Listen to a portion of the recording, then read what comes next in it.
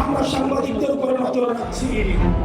সম্প্রতি মিডিয়ার উপর অনাকাঙ্ক্ষিত হস্তক্ষেপ ও হুমকি প্রদানের ঘটনায় তীব্র নিন্দা ও প্রতিবাদ জানিয়েছে সাংবাদিক সমাজ। সাংবাদিক নেতৃবৃন্দ দ্ব্যর্থহীন ভাষায় বলেছেন, মিডিয়াকে হুমকি দানের মতো আচরণ জুলাই চেতনার পরিপন্থী এবং স্বাধীন সাংবাদিকতার পথে বড় বাধা।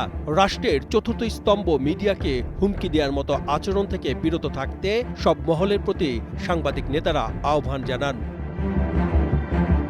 মিডিয়ার ভূমিকায় কেউ সংক্ষুব্ধ হলে তার প্রতিকারের জন্য প্রেস কাউন্সিল রয়েছে জানিয়ে সাংবাদিক নেতারা বলেন, প্রচলিত আইনের বিধি অনুযায়ী আদালতেও যাওয়া যায়। এর বদলে এ ধরনের হুমকি দেশে গণতান্ত্রিক সংস্কৃতির প্রতিষ্ঠা, চর্চা ও বিকাশের পথে প্রতিবন্ধক। বাংলাদেশ ফেডারেল সাংবাদিক ইউনিয়ন বিএফইউজে ও ঢাকা সাংবাদিক ইউনিয়ন ডিইউজের এক যৌথ বিবৃতিতে বলেছে, রবিবার রাজশাহীতে এনসিপির এক শীর্ষ নেতা মিডিয়াকে উদ্দেশ্য করে হুমকি দিয়েছেন। এমন ঘটনা স্বাধীন সাংবাদিকতার প্রতিবন্ধকতা সৃষ্টি করবে।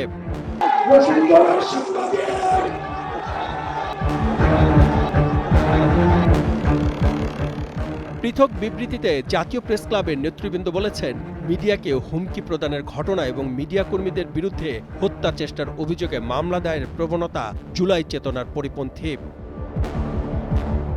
বাংলাদেশ ফেডারেল সাংবাদিক ইউনিয়ন বিএফইউজের ভারপ্রাপ্ত সভাপতি ওবায়দুর রহমান শাহীন ও মহাসচিব কাদের গনি চৌধুরী এবং ঢাকা সাংবাদিক ইউনিয়ন ডিইউজের সভাপতি মোহাম্মদ শহীদুল ইসলাম ও সাধারণ সম্পাদক খুরশিদ আলম যৌথ বিবৃতিতে মিডিয়ার উপর অযাচিত হস্তক্ষেপ, হুমকি প্রদানের ঘটনায় নিন্দা ও প্রতিবাদ জানান।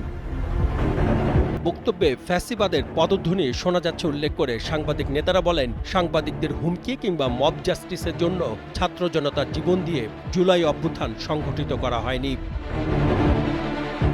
হুমকিদাতা এনসিপির ওই নেতাকে উদ্দেশ্য করে তারা বলেন, পতিত ফ্যাসিস্ট সরকারের সময়ে ৬০ জনের বেশি সাংবাদিক খুন হয়েছেন। শুধু জুলাই বিপ্লবের সময় দায়িত্ব পালন করতে গিয়ে ৬ জন সাংবাদিক শহীদ হয়েছেন। জুলাই আগস্টে ছাত্রদের আন্দোলনের সমর্থনে সাংবাদিকরা নিয়মিত রাজপথে আন্দোলনে সক্রিয় ছিলেন, এটাও সাংবাদিক নেতারা স্মরণ করিয়ে দেন। বিএফইউজে ও ডিইউজের যৌথ বিবৃতিতে বলা হয়, অতীতে মিডিয়ার উপর অযাচিত ও অন্যায় হস্তক্ষেপ মেনে নেওয়া হয়নি, এখনও তা মেনে নেওয়া হবে না।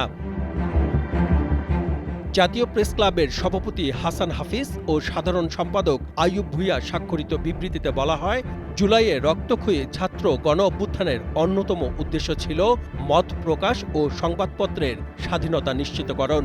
মিডিয়াকে হুমকি দেওয়া সেই লক্ষ্য অর্জনের অন্তরায় ও হস্তক্ষেপের শামিল বলে মনে করেন তারা।